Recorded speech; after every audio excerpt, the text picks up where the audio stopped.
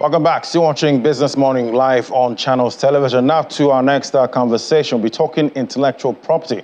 Recently, the federal government validated the draft National Intellectual Property Policy. Let's look more now into the economic benefits of implementation of this intellectual property policy. Join us now is Senator Ohaya, lead partner and head of IP practice in Fusion Lawyers. Join us right here in the studio. Great to have you. Great to be here.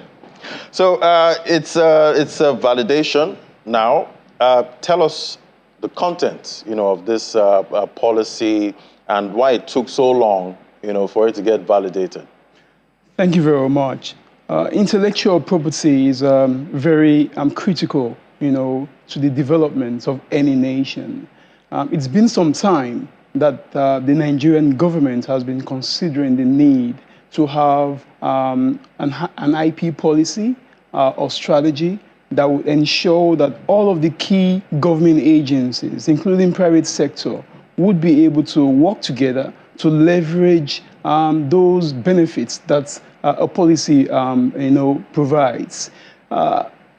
Last 2 years, the World Intellectual Property Organization, working very closely with some of the agencies in charge of intellectual property in Nigeria, decided that it was time to look at the situation really, what's going on in Nigeria regarding how IP owners are harnessing intellectual property rights for the purpose of exploiting it to make, to create a better economy for Nigeria.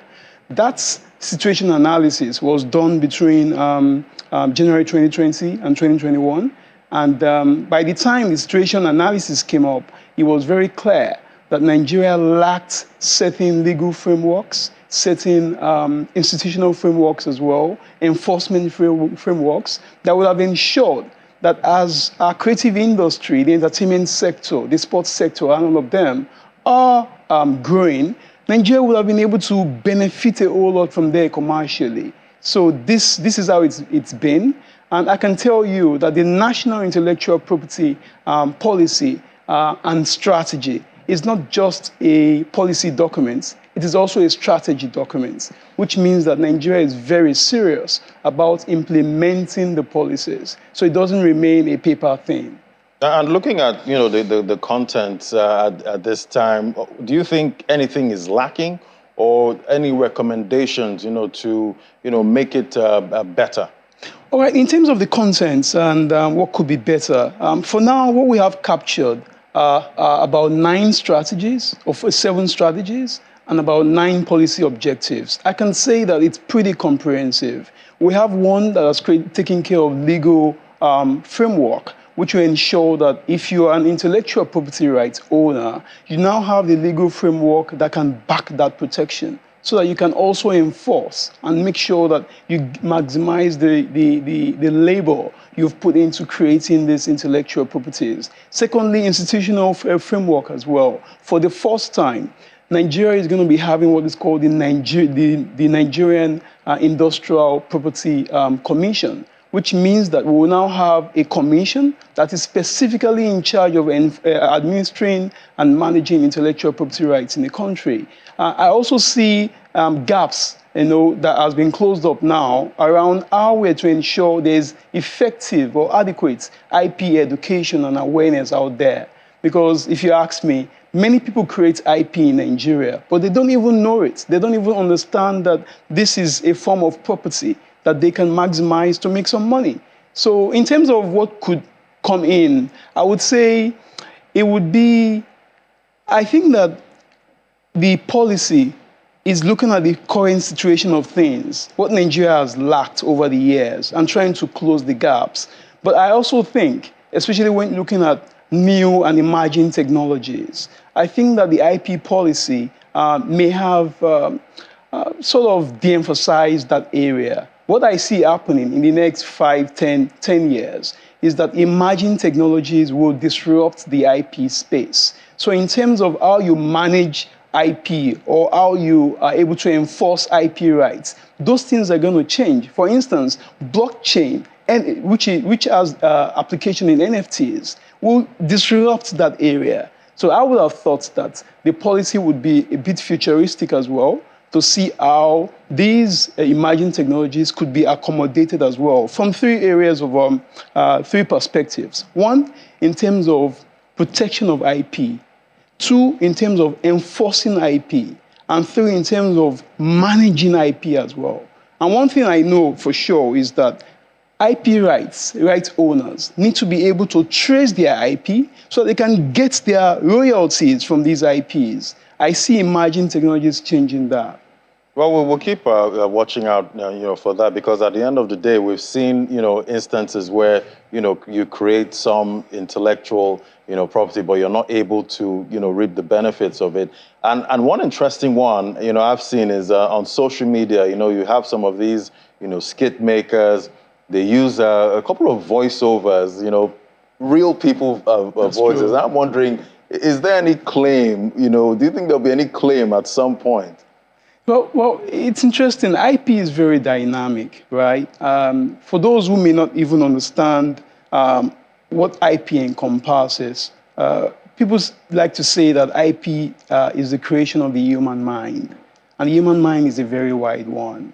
But in terms of the scope of protection, in terms of the scope of enforcement, what are those IP rights that you can even enforce, in a country? You will have things around, you hear about copyrights, which are rights a creator has over an original work, which could be a creative work, a literary work, a musical work, an artistic work, a sculpture, all of those stuff. You're going to have to ensure that you have original rights to these things. We look at trademarks, for instance.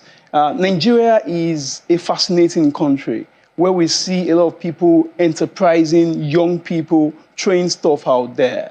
If you look at whether they have been able to harness IP, I would say maybe not. Startups these days are opening shop in Nigeria, in Delaware, everywhere in the world. How are they maximizing IP? You talk about trademarks.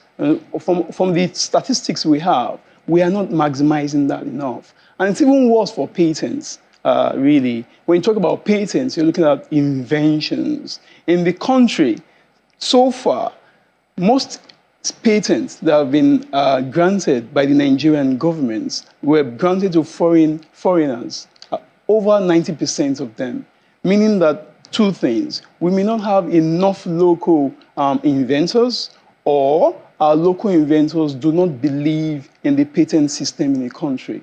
And so they go to other countries like the US, where they feel that their rights are better protected.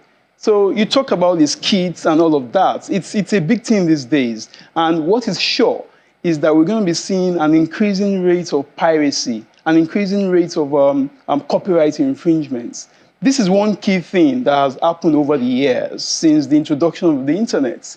People say that the internet is a hotbed for copyright infringement. So I would say, yes, there will be rights to some of these kits if they are original. Remember that the Nigeria Copyright Act, recognizes only work that is original. So if you take someone else's work by virtue of finding a skit on YouTube and you put it out there in your name, that is not protected. You can't enforce that. The original owner has the right to come get you and enforce that in a court of law. So you want to be sure that when you're creating these kits, they are original. They have to be original. It's the even the voiceovers used, yes, within. Yes, it has to be original. Originality is what is really essential when it comes to copyright enforcement. Originality, and of course, what you call have you been able to expend sufficient efforts to create it? So someone went in there, did a skit after putting so much labor and resources. That's sufficient effort, and that's what is needed. When you combine that as well as originality and then fixation, what we call fixation is when we say IP is the creation of the human mind, but it can't remain in the mind to be enforced or protected. It has to be expressed in whether a written form, in a video. So that's fixation. So it's either you save it on a CD, you put it on the internet, you put it in a notebook, that's fixation. So when you create work, you have to be sure that these three things are there: originality, fixation, and sufficient effort. All right, looking at the policy now, what industries, other than entertainment, do you see benefiting from the implementation? The manufacturing industry in the country. Currently, the manufacturing industry, I would say maybe they're not producing enough. I see the manufacturing industry needing, I see them benefiting from an improved patent system in the country. People need to trust our patent system. For inventors I've met in the course of my work, they usually have a lack of faith in the Nigerian patent system. They think that if they disclose what their invention is all about, they think that they might lose it because we don't have trusted system. That's the opinion. Secondly, trademarks.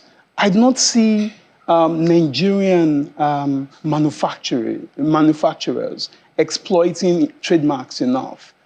So what that has led to is that we are pretty big when it comes to the trades and all that. I mean, we have $500 billion or so in GDP, but it's more of trade, commodities. We need to move beyond that. Because if you look at some of the biggest companies in the world today, from Apple to Google and the rest of them, it's all about branding. It's all about that sense of the core culture. I don't see that a lot in many of our businesses here. So many of our businesses or manufacturers are in the business of trade, buy and sell. So they are buying commodity, which is pretty cheap, right? But others have moved away from there to use trademarks to create a brand character and then be able to say, I'm selling a brand. So if you say you're selling milk and I'm selling milk, that's commodity. But if I say I'm selling health, or I'm selling comfort or something, or I'm selling just something bigger, trademarks can do that stuff. So Apple today will tell you, we don't sell phones, we sell prestige. Exactly. Right? So those kind of stuff. All right, well, let's see. I'm sure I have other things that I would have to patent. Sometimes I can look through and see all my creations. Well, thank you so much, Senator Ihe, lead partner, head practice at Infusion Lawyers. It was great having your perspective. Thank you so much. You're welcome.